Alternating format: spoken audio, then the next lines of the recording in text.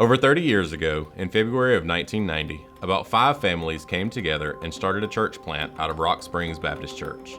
That small group of people gathering for services would later become Henry Baptist Church.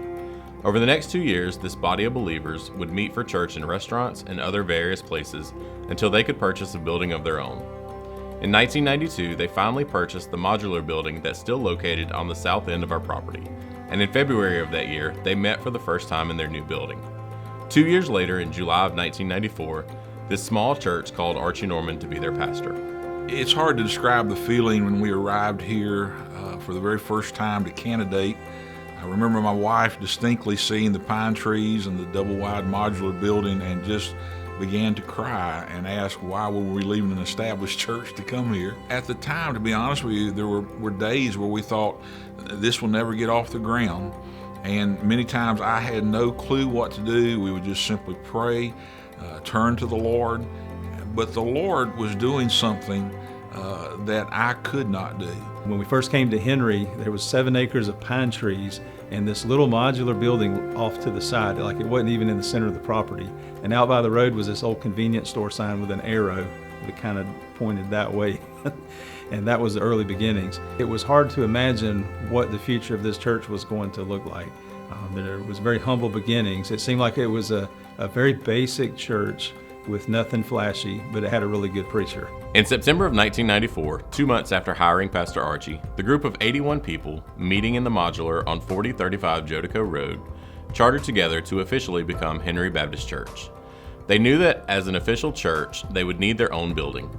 Children and teens were both meeting in a school bus for their services, and there was no way for the church to expand in such a small space. Plans were drawn for the building of the chapel where the church office and summit students are now located. When we built our first building, we anticipated it would last about 5 years before we'd have to build again, but within a year we were overflowing, crowds had to go to 2 services. God laid it on our heart to build what is the multi-purpose building, or the gymnasium, back in the year 1999. I'll never forget when we finished that $2.1 million project, the gymnasium. It had a Awana Square, carpeted basketball court, a stage with a choir loft and all those things. And I remember standing around on the little walkway above the floor and looking down at the almost 500 chairs that were down there. And I thought to myself, we will never fill this thing up. But God was faithful. He continued to add to the church every week. Every group in our church used that building. Brother Glenn would lead a group of men to set up chairs and take down chairs every week, and it was just a blessed time. But eventually, we even outgrew the gymnasium, and we went to 2 services and 2 Sunday schools every single week. The gym was an interesting time because it was a time of transition, a time of growth. I mean, the choir was growing. We got drums for the first time. You know, the band and orchestra started to take off. The media department was taking off. So a lot of firsts were happening. But we thought we were going to be at 1 service a lot longer than we were. Not too long after, we went back to 2 services, and they were back-to-back services. And doing that really brought a lot of energy and life because everything happened in this building. Just by the nature of it being the gym, it was loud, but it created a very cool energy that was going on.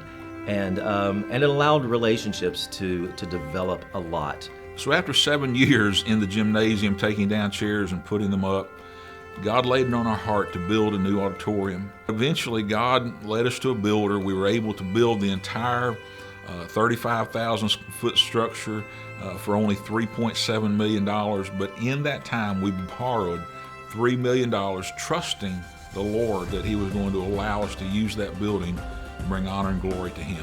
I remember in 2007 when we had a special dedication of the building. We went over and we were writing on the concrete under the carpet. There was just a lot of excitement. There was a lot of anticipation. What is God going to do next? And we had seen Him do so many things in the past. We just had, a lot of anticipation of what He was going to do at Henry moving forward. I'll never forget the first time we pulled into Henry Baptist Church in it was probably June of 2008. Everything felt overwhelming until we began to walk with the body of Christ. The church, how the church thrived within those buildings, was the beauty of it. I'm very thankful for that building and how the church has grown in that building.